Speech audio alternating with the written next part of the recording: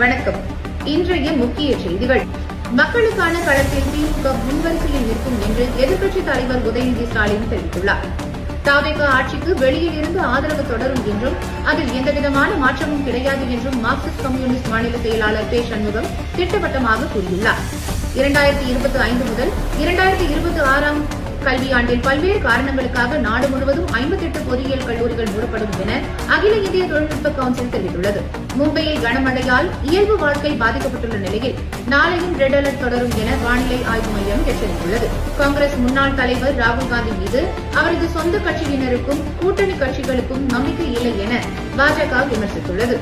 மேகதாது சிக்கலில் அடுத்த கட்ட நடவடிக்கை குறித்து விவாதித்து முடிவெடுக்க அனைத்து கட்சி கூட்டத்தை அரசு உடனடியாக கூட்ட வேண்டும் என்று பாமக தலைவர் அன்புமணி வலியுறுத்தியுள்ளார். தெற்கு லெபனானில் உள்ள யூட்போர்ட் கோட்டையை சுற்றி இஸ்ரேலிய படைகள் நிறுத்தப்பட்டுள்ள நிலையில் ஹிஸ்புல்லா அமைப்பிற்கு எதிரான நடவடிக்கைகள் தொடரும் என ராணுவ தலைவர் தெரிவித்துள்ளார். மலையாள நடிகர் மோகன்லால் தன்னிடம் உள்ள யானை தந்தங்களை வனத்துறையினரிடம் ஒப்படைக்க முடிவு செய்துள்ளார். மக்கள் தங்களது பிரச்சினைகளுக்கு தீர்வு காண தன்னை அணுகலாம் என்று அரசு நடத்தும் ஆளுநரின் பகிரங்க முயற்சிக்கு இந்திய கம்யூனிஸ்ட் மாநில செயலாளர் மு. வீரபாண்டியன் கண்டனம் தெரிவித்துள்ளார். ஒடிசாவில் நடத்தப்பட்ட வாக்காளர் பட்டியல் சிறப்பு தீவிர திருத்த பணியில் 20 லட்சத்திற்கும் மேற்பட்டோரின் பெயர்கள் வாக்காளர் பட்டியலிலிருந்து நீக்கப்பட்டுள்ளன. தவிகவுடன் அதிமுக இணையும் என இனியும் பேசினால் ஆதவ் அர்ஜுனா மீது சட்ட நடவடிக்கை எடுக்கப்படும் என்று அதிமுக துணை பொதுச் செயலாளர் கே. பி. முனுசாமி தெரிவித்துள்ளார். இன்ஸ்டாகிராமில் குழந்தைகள் பாலியல் கொடுமை தொடர்பான விளம்பரங்கள் தோன்றியதாக விளக்கம் கோரி மெட்டா நிறுவனத்திற்கு மத்திய அரசு நோட்டீஸ் அனுப்பியுள்ளது.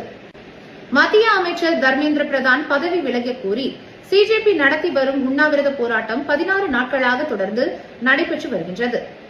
எடப்பாடி பழனிசாமி எதிர்க்கட்சியினருடன் கூட்டு வைத்திருந்தது வெட்ட வெளிச்சமாக தெரிந்ததால்தான் தவிகவில் அதிமுகவினர் இணைவதாக அமைச்சர் செங்கோட்டையன் தெரிவித்துள்ளார்.